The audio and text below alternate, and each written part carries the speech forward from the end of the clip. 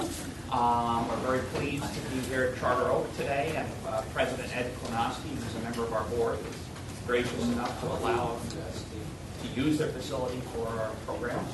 I think we have a great program today on e-governance initiatives with two great panelists, who I'll introduce in a second. But before I do that, I just wanted to do a couple of other quick things related to ASPA. First, to draw your attention, thinking ahead to next month's program. November 16th, we'll also be having a program on the whole issue of jobs in Connecticut looking forward. And we'll have Peter Droya from CBIA, Matthew Nemerson from the Connecticut Technology Council, and Tom Phillips from the Connecticut Capital Workforce Partners. And we think that could be a very interesting dialogue given everything that's going on, given the special session that's coming up on jobs. So we invite you to come to that on November 16th here at Charter Oak. Before I introduce our panelists, I also want to introduce two of our new board members for our ASPA Council, Tim O'Brien and Vanessa Fu, who will be helping us out with our activities.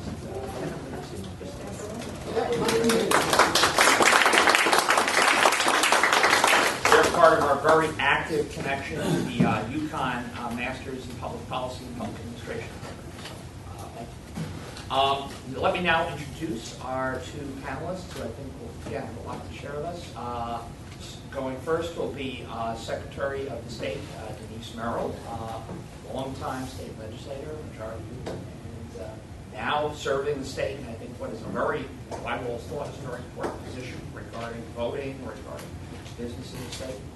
And joining her on the panel is Bob Santee, President of the Connecticut Economic Resource Center, which I believe also does a lot of valuable work to try and put the state in a better place economically. So without further ado, Secretary Merrill. Well, very nice to be here this morning. At first blush, many of you may not know the role of the Secretary of State's office. Don't feel alone. Every time I go out somewhere, people say, "Oh, that's a very interesting thing. Secretary of State, are you like Hillary Clinton?" The answer is no, not here in Connecticut. But I'll just set the table a little bit for you first before I tell you about the initiatives we're doing. As Paul said, I was in the legislature for 17 years, actually, and I chaired the Appropriations Committee for a while and then became majority leader in the last few years. So, but all during that 17 years, I did stay very involved with economic development issues. In 1997, I helped write what we call the cluster bill, which was sort of a way of looking at economic development around clusters of industry.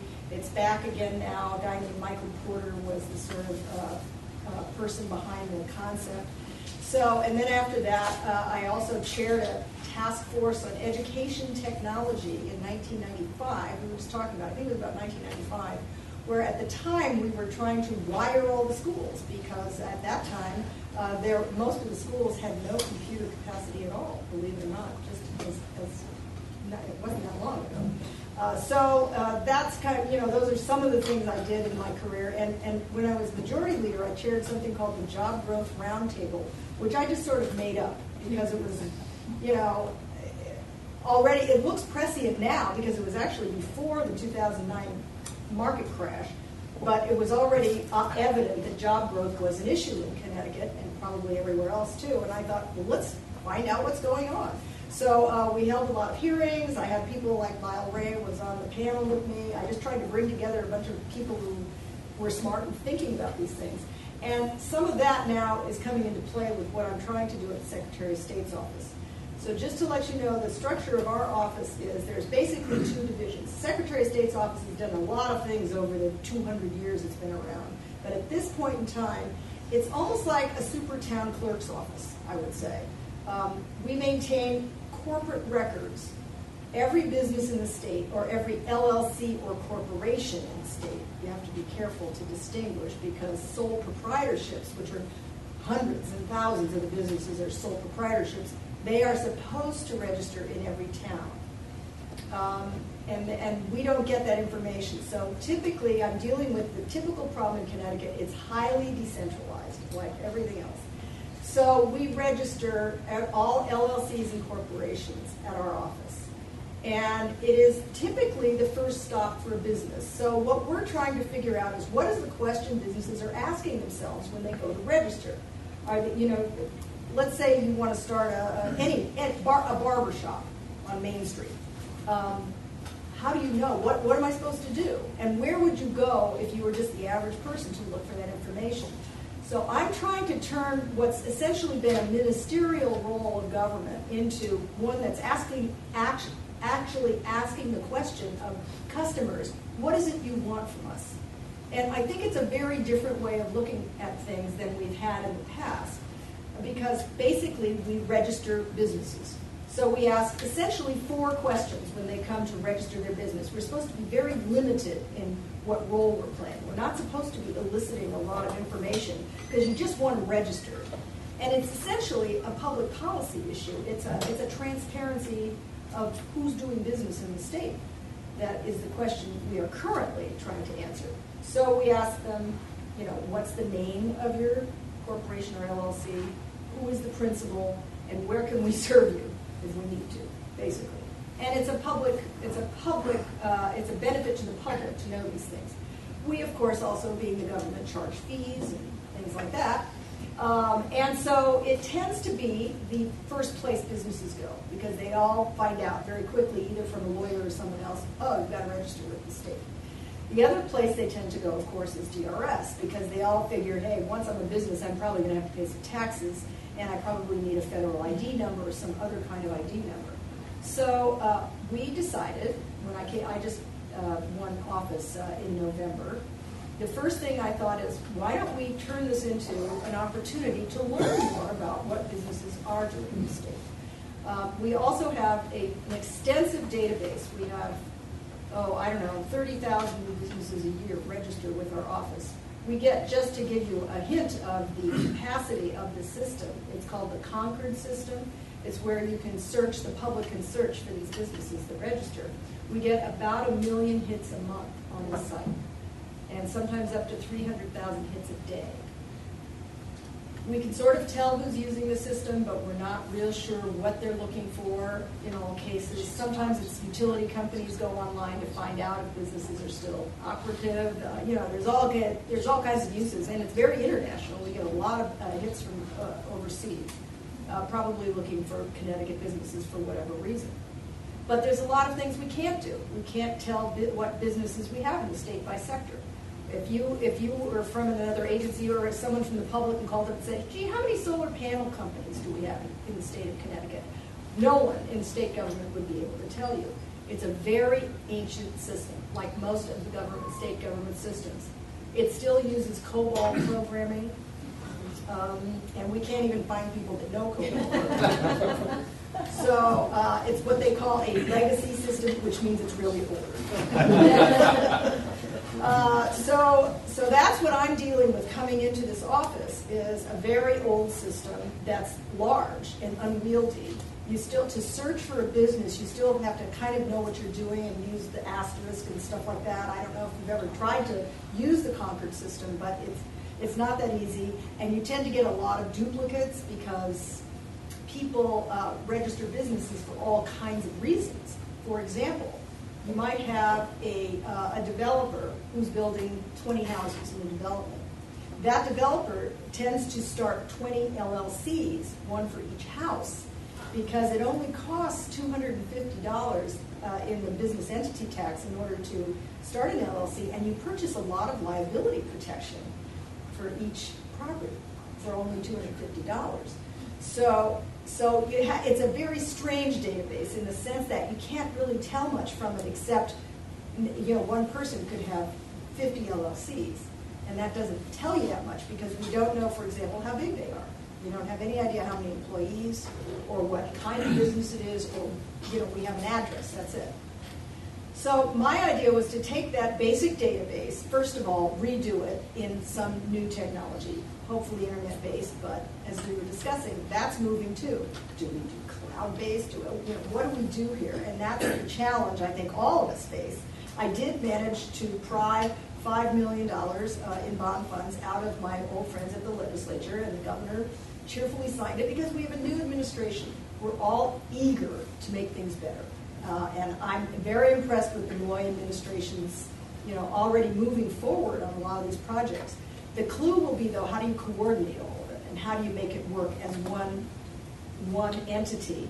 And I will just quickly tell you of the struggles I've had already trying to navigate that. So my idea basically was redo the Concord system with newer technology, which turns out to be a much bigger job than I had figured on, because I'm not an IT person, so I didn't really know what I was talking about. But I knew what I wanted, but I wasn't sure what the steps are to get there.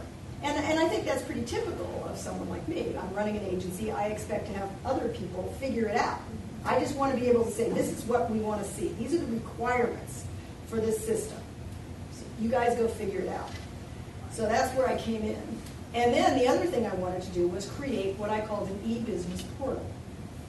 Because we have thousands of businesses coming to our site, why not use that as an opportunity to say, hey, would you like other services from state government? What is it exactly you're trying to do, et cetera, et cetera. So it all seemed pretty straightforward at the time. I got a bill passed in the legislature called the e-business portal bill of some sort, and got a little bit of money to redo the website so that we could create a better database, essentially, and more capacity to understand who's doing business and what they want from us. We ran into lots of problems once we got going at this, because it turns out there are a lot of other agencies trying to do similar things. And so so I started by bringing together, we tried to start small, just with a few agencies. So I started with DRS, had a meeting with them and said, wouldn't it be good if our databases could talk to each other? Because then we could actually understand, like, which businesses that are paying taxes to you are also these businesses over here, and wouldn't that be a good thing to know? Because according to them, up to a third of the businesses in the state probably aren't paying the appropriate taxes. And we can't tell because their database doesn't work with ours, essentially. So there's all kinds of searchability problems in state government. And again, we're just siloed. We hear this all the time, but this is a graphic example of how that is. We immediately had problems trying to come up with a common identifier. And there's lots of privacy issues, as it turns out, and all kinds of other things that we're slowly kind of working our way through it, but it was not nearly as easy as I thought it was going to be. Then I went to the Department of Labor, thinking, well, they have all these codes. They used to be called SIC codes. I think they're called something different. Yes, that's it. So I thought, well, this has got to be possible, right? Because there's not the privacy issue here. And all I want to do is try to match up the businesses in Connecticut and, try to get a sector kind of division and a searchability by sector. That also turned out to be a huge issue. And legislatively, actually, I think the Department of Labor for a while tried to kill my bill, actually. And I still don't quite understand what their issue was, but it had something to do with the number of digits you needed to have in your basic identifier. Right? Does this make sense to you? Not at all. I'm just remembering this conversation. I'm just trying to give you a picture of the kinds of issues that I ran up against, even trying to do something that made so much sense logically to me and to everyone I sent it to. I said, isn't this a great opportunity to find out more? Anyway, so we're working our way through these things, and I now have a committee that's working on setting the requirements for this portal. But meanwhile, the Department of Economic and Community Development, DECD, has decided they really think they should be the place for the portal for government, which actually makes sense, frankly. And they want a sort of a branding of the state, as you may have heard, which is essentially open for business. We want to do business with you. How can we help? So now we're all happily working on the same project. I think we'll work through these issues, and I'm very anxious to make sure that this project ends up being the right project, has the right requirements, because this has to last. We don't get even $5 million. Sounds like a lot of money. It's really pretty minimal for something of this scope, but it's the last time I'm going to see money for 20 years, probably. And that's the real problem. How do you do it right?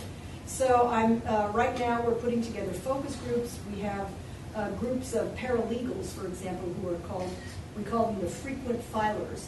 And we've put them together as a group of people who can advise us on how they're using the Concord system. We have more experience with the Concord system. This whole e-business portal idea is still evolving. And what's happening is I think we will end up being more a data collection center of the lists. We will hold the lists of things if we can ever get everyone working together. But that is the clue. And actually, I would love to get advice even from people in this room, because I want it to be a customer-focused system. And as I say, I think that's the biggest change of all for us.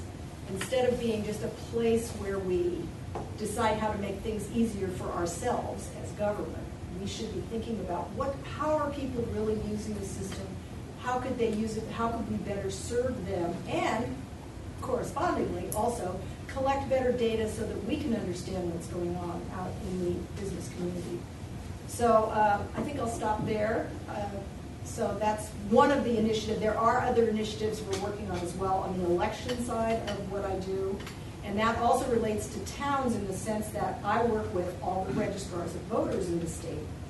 And that's another whole big database, of course, because we have the whole voter registration system. We bought one station in those days, I think it was about 10 years ago, for each town, and hooked it up to a closed system, which by now, again, is pretty antique. And we do have some money to revamp that. But that's another whole different scope of problem, because the registrars, there's one of each party in each town, so that's 169 times 2, and they are not chosen for their computer skills. And about a third of them have no access to email.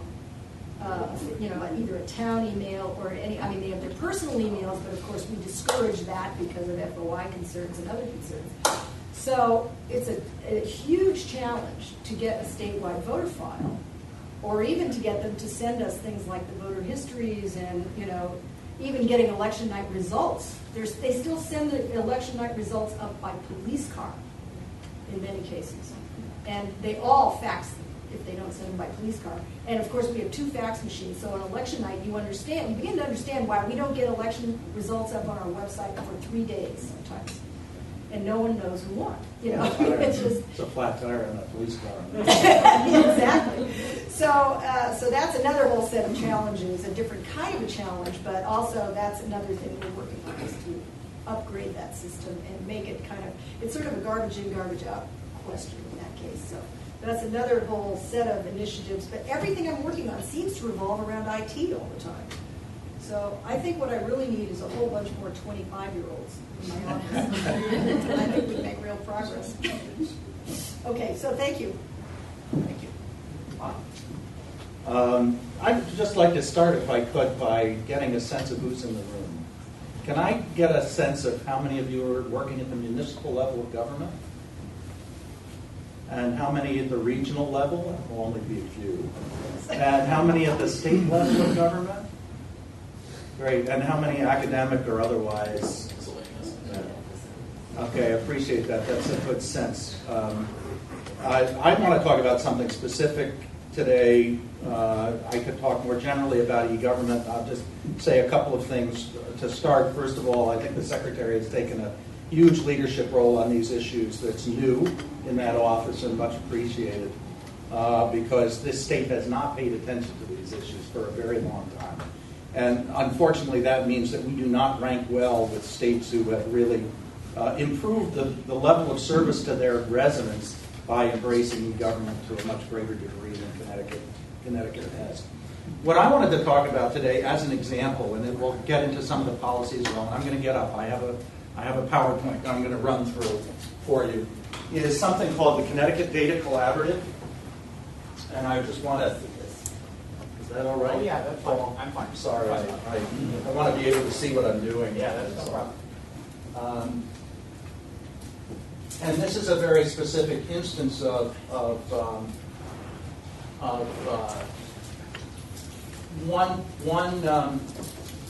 So let me just do this.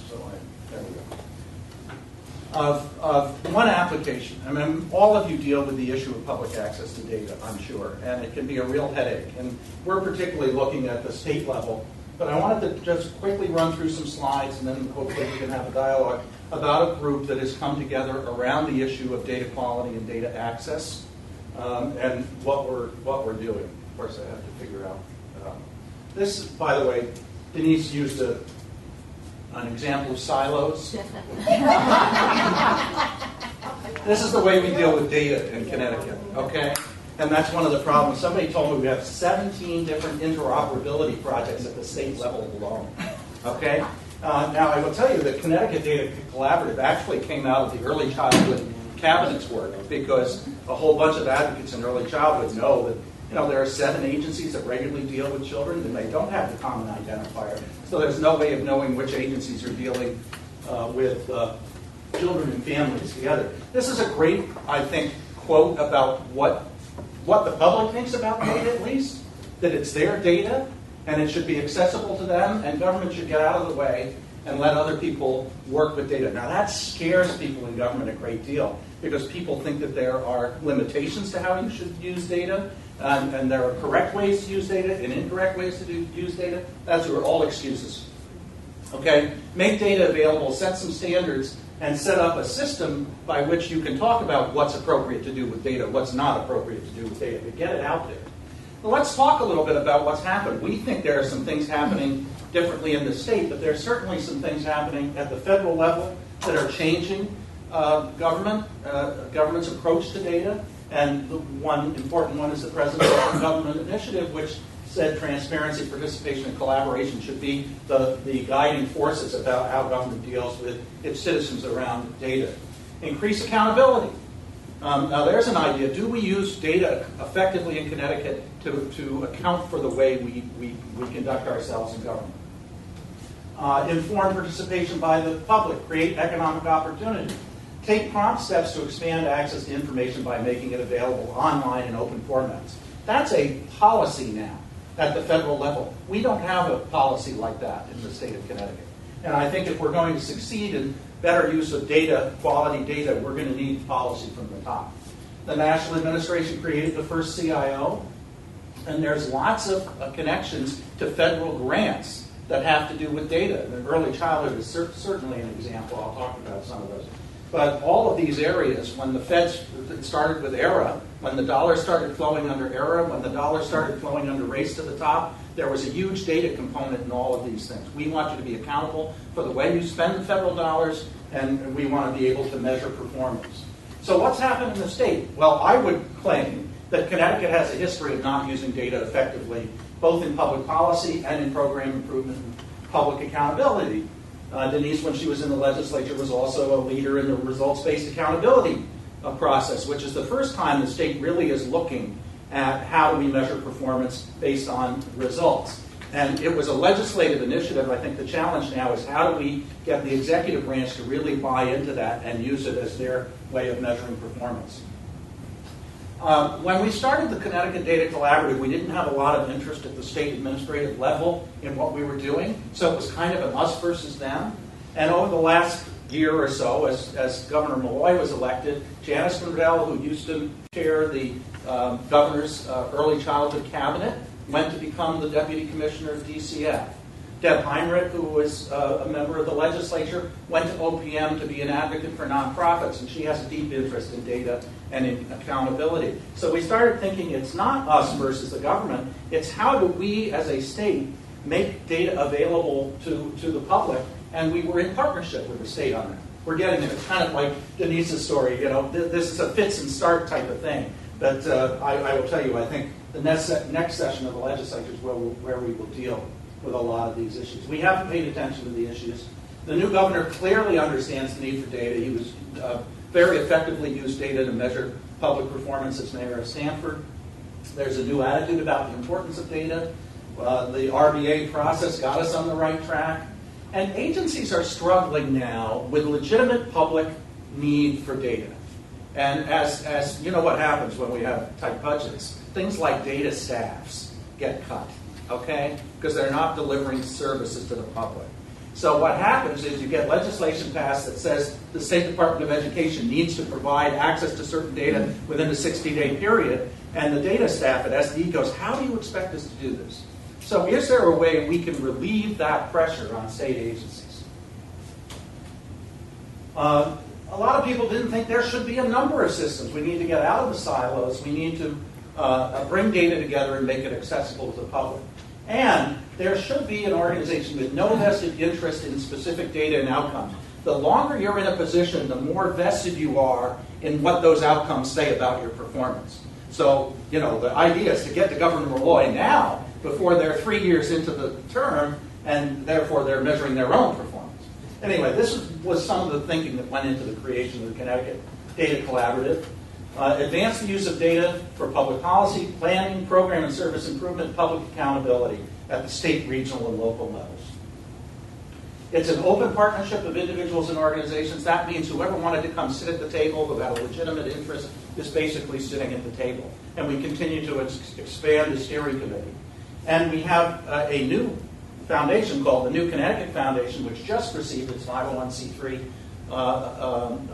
status from the IRS, which is associated with CERC, and it is the fiduciary and manager of the Connecticut Data Collaborative. Here are the organizations and individuals who are represented on the steering committee, and the steering committee reports to the board of the New Connecticut Foundation, and the New Connecticut Foundation also includes two people from this list, Bill Sibis and David Nee from the Graustein Foundation Fund. So the project is very well represented on the foundation board. We are funded for 3 years as far as development is concerned, primarily through a $1 million grant from the Connecticut Health and Educational Facilities Authority, who also have an interest in data and how it's used to measure public performance. And we are pursuing additional funding. We want to advocate for state policies that promote broad access to data. We want to make sure that people understand how the data should be used to hopefully address some of the concerns about misuse of data. So we will have ways of doing that. And we want to make sure people have access and build capacity on how to use data effectively. So how do you do that? We want transparency in the policies around data. We know where does it come from, what are the data definitions. Those all need to be part of an understanding of the data that's going to be used. We want to have a community that will help us develop data and use it effectively. And we want to have state-of-the-art data presentation and visualization services. That's actually where we started. We were part of something called the Open Indicators Consortium, which I'll talk about in a minute. But it's a national consortium that's developing new presentation software that is very compelling in the way it shows data. So data quality, interoperability, and access are really the three focuses of what we're doing. Who are the audiences? Well, there are many, and we just listed some of them here. Clearly, at the local level, there are lots of audiences. We were at CCM last week. We had a booth at their annual meeting, and we showed some grand list data, which showed how towns could compare their performance against whatever series of towns you wanted. If you wanted to take your DRG group and you wanted to compare your performance on other things other than education, just because you're in a similar grouping, you could do that and you could visualize it. So we were showing demonstrations. State agencies and leaders, obviously, regional, local agency staff. We could be a tool for RBA. And clearly advocacy groups. Voices for Children, just to use an example, is a well-known state organization that struggles with state data, adds value to it, and gives it back to the public so they can evaluate how young children are doing in the state. And that's their value proposition, by the way. So one of the issues that we're playing with, the same thing for CERC. Many of you may know us for our town profiles. It's our most prolific product. It's something that's on our website. It's not interactive. What if we were to make it interactive to everybody? Well, that'd be great, except we actually make some money by playing with town data and selling it back to people. So I did want to talk for a minute about CHIN, the Connecticut Health Information Network. This is at the University of Connecticut Health Center now, and it is working on interoperability of data in a relational database mode. And I just about said as much as I can. I'm also not an IT person, and I get quickly to my Peter principle here. But if you were to take health out of the title, Just think about the capacity of this organization. Integrating and analyzing data, addressing key challenges as to security and privacy, disruption of business practice, disparate hardware software platforms, and unique identification of individuals and cases. This is what hurts our ability to use data in an interoperable way. Here are the departments that are part of the act that created CHIN. So they are clearly working in the health area, and their vendor is Acasa Research. Here's an example of some of the data that they collect.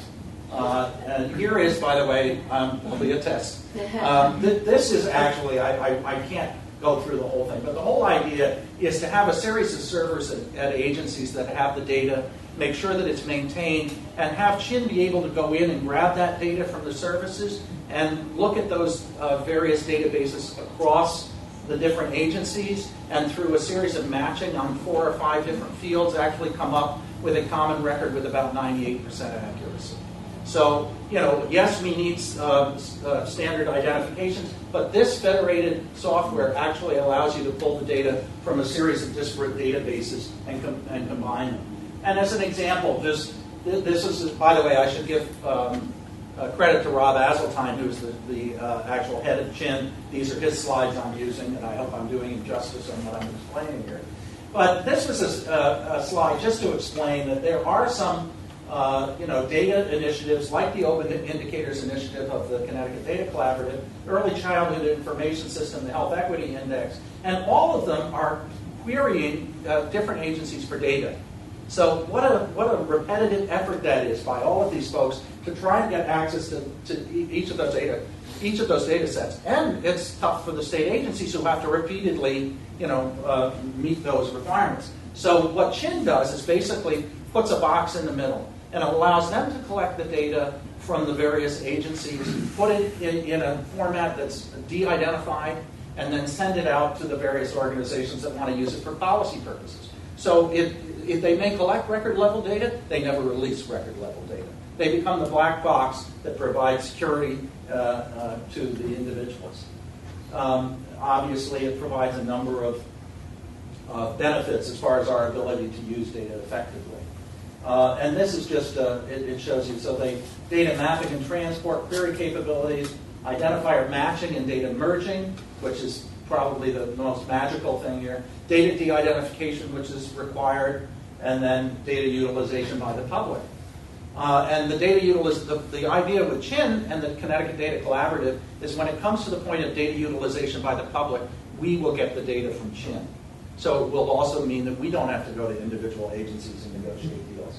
Now, I mentioned the Open Indicators Consortium. This is a national consortium of now 10 organizations developed around software development at the University of Massachusetts at Lowell. It's really effective visualization software. It's in its 1.0 version. Some of the folks in my staff who have been using it say it's probably 0.8, not 1.0 yet. But they're continuing development of it. And our membership in the consortium allowed us to be part of the development team in the 2 years that led up to its early release. So a lot of the capacity and functionality of the software was developed by the users as they went along. It's obviously to make data available in a compelling way for anyone and any purpose. That's pretty broad. And it is being offered open source, by the way. That was part of the agreement with the developers. And we each put in about $250,000. Our initial investment, as I said, came, or at least the slide said, came from the Early Childhood Cabinet and from Graustein. It tries to solve the question, the problem of data-rich and insight-poor. Weave is the name of the software, web-based analysis and visualization platform. It gives you, I'm not going to go through this, but it just tells you a little bit about what the goals are of the software.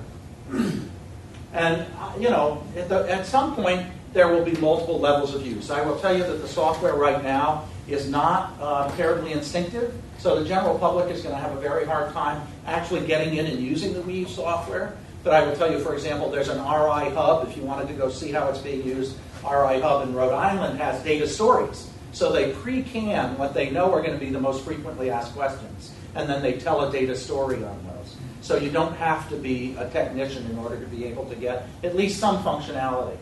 but it goes to the level. Right now, I would say researchers and expert users can use this software. We actually have an economist on our staff who I said, please just spend a couple of weeks looking at this stuff. And she came up with 2 pages of things that weren't instinctive at all. And it's gone back now to the programmers to try and improve that. How will all of this be made available to the public? It'll be made available on ctdata.org. That's a website that's up now. You're welcome to go to it. It's in design, it's in development, but there are plenty of data sets that are already there. And we're actually going to encourage people. On every page there's a feedback button. So we're actually encouraging people to go to the site, particularly if you're a fairly sophisticated data user. Look at it, tell us what works and what doesn't work. We also have a number of, I'm going to call them sub-portals, but they're really subject matter portals. We started with an early childhood portal, which is probably the furthest along, and it was supported by the Graustein Memorial Fund, supporting their discovery efforts. We are working with the Office of Rural Health on a data portal there, a geographic portal, Fairfield County Community Data Portal. Data Haven, some of you may be familiar with, that's been around in New Haven for probably 10 years now. And we're now working with the housing community about a portal on housing data with CHAFA and with the Partnership for Strong Communities. Just an example, you can cut this data anyway. I'm not going to go live. I don't even know whether I can go live in this room, but this, you could pick any group of towns. This happens to be prenatal care, mothers with prenatal care by town, but you can imagine what you could do with different towns and different data, and you can display it in so many different ways.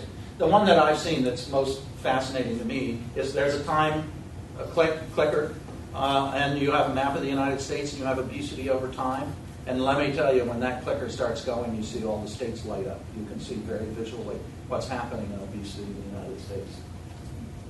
One of the platforms, a very important part of the project, is the Connecticut Nonprofit Strategy Platform that's being run by Dave Garvey at the University of Connecticut's Nonprofit Center. And it is going to be the first database in the United States working with the Urban League, we'll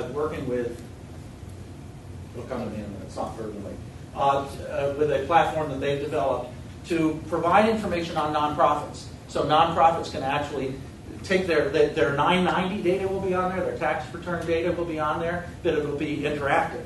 So you can compare your ratios of retained earnings to somebody else in your same field who has retained earnings. So you go to your board and say, we have a healthy retained earnings. It'll allow you to do a whole bunch of different things.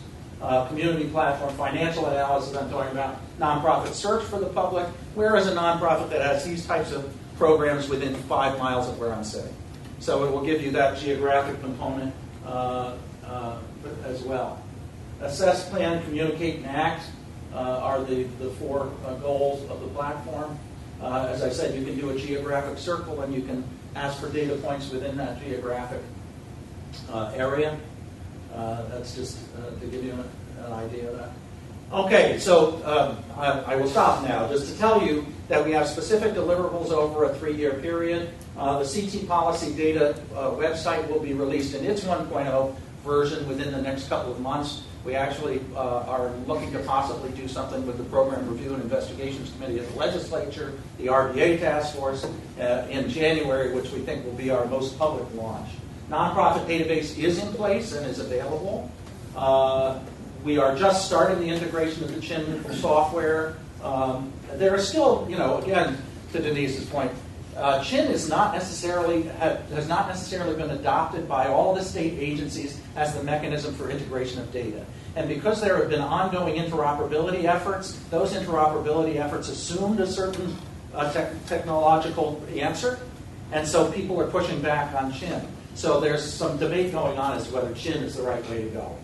We were going to have a data conference in the fall. We'll do that in the spring. Some of you who've been around this stuff for a while may remember Fred Karstensen doing these data conferences back in the late 90s. And we want to use this as an opportunity to broaden the circle of people who use this. 100 registrants on CT policy data. If you get what I've said, we'll have thousands of registrants once this thing opens up, I think. We want to make sure that we have data agreements with state agencies, and we're working with a number of them now. to accept their data, possibly outside the CHIN model if we need to. So we're working it both ways. Communication strategy, technical assistance to clients. I didn't stop on this, but we're going to have a wiki as part of the site that will allow users to come in and talk about the data and how they use it and the limitations on the data and things like that. So there'll be constant ability to update and update the data and provide technical assistance. There's a technical assistance bar on the site that gives you a primer on how to use the software, and there'll be people on the phone that will be able to provide that as well. That's it. But it's it's one application and one way, I think, where we're going to try and improve through technology the state's relationship with its residents. Thank you, Secretary Morrell. Thank you, Bob. Both two very interesting presentations, I think. All kinds of perspective on where we are and where we may be going. Questions? Comments? Thank you. Denise, I'm a client. I fill out my forms every year with my $20 and online. And it always says, fill out your report. Okay, where's my report? I'm a business. I was a local government employee and started a consulting business, and most of my clients are local governments. And so I have an LLC. I go onto your form, and it says time to fill out your report. I finally remembered my password so I can get into the system. And I fill out the form and I pay my $20, and it says fill out your report. And basically the report is my name as the principal, my company name, my address, and it's like, that's it. And I was like, well, they have no idea what I do. It doesn't ask me what my business is all about, that I do consulting, that what kind of consulting I do. And I pay my $250 to the IRS for my business entity tax. I'm a one-person operation. But they don't even know I'm a one-person operation in the sense of all of this information. I don't have to deal with the Department of Labor because I don't have workers' comp, and I don't have any of those kinds of things. And I fill out my forms to, I register with my town clerk. I fill out my assessor's form for my one computer in the office. But no one knows what I'm doing. And the one place I do use more is DAX, because I'm registered as a small business owner, a woman-owned business, and I go on their site and they tell me who's looking for bids and things of that sort. So, they just don't know anything about my business. I know the Secretary of State in the past has done lots of business programs and brought in CREC and brought in the different departments and educated on us, all of those things. But I'm a one-person operation, and the same thing happens with someone that's a corporation that has, thousands of employees. What's the difference between us? No one knows. I mean, That's exactly the point of our project. I can only tell you why that's been true in the past. In fact, there have been efforts to make this database, for lack of a better word, more than it is. It's always heavily fought by groups like CBIA because they don't want it to be too onerous to get a business registered. See, you have to go back to the thought that this is basically a ministerial role. We're just trying to get business. All we do is register a business and make sure that they are operating legally, that we know that there's a business operating. We know nothing else about it, as you point out. And that's what I'd like to change, exactly. But I have to do it in such a way that still easily gets businesses registered without a lot of additional questions and things, that you don't want to have to. So that's the trick with this whole thing, is to try to get more information from people in a positive way that doesn't get in the way of us just simply getting registered. Because one of the things that they ask you at the end of the process, would you like a report of your business so that you have your official document? Yes. And one time I paid that extra money, which was a lot of money, compared to the $20 to get this report. which said Randy Frank Consulting, my address, and that was all the report. I had to pay $50 for this. That's because you need proof of registry for some other things that you might need to do, like getting a loan from a bank, and that's why people get those certified things that we give. I forget what we call them. That's the official document that shows you are a business registered with the state. That's why. It's like I say, the whole thing has been very ministerial. There's no effort to provide services or even figure out really what the business is doing, why it's operating in the state, what more we can do to help out, what they're trying to accomplish, or any of that. And that's exactly what we're going to try to change. And I've done this for 10 years. The same little thing, and it's just wild. I got a lot of help from the state when I first started my business, and now. But what are people going onto your system to look up? I mean, other than finding the name of my company, they're not going to find anything else about me because it doesn't have anything there. No, that's right. I'm assuming a lot of people are going on to find out if a business is legitimately doing business in the state or if they're still there. Now, interestingly enough, it's not even a very good site to do that because frequently if businesses stop being businesses in the state, they forget to tell us. And so you have many cases of businesses who end up owing, literally thousands of dollars in back fees and fines and things like that because they went out of business and didn't tell us, or continue to operate and forget to fill out the annual form. So there's a lot of problems with this database. I mean, and that's because we have no right to unincorporate a business without them telling us. It's all self-reporting. And so we really can't verify any of the, any of these businesses, plus the fact that we are required by law to mail a notice of annual report filing to every business in the state. So we waste huge amounts of money. I have a picture of 4 bins sitting in the corridor full of returned mail because a lot of these businesses are not there anymore.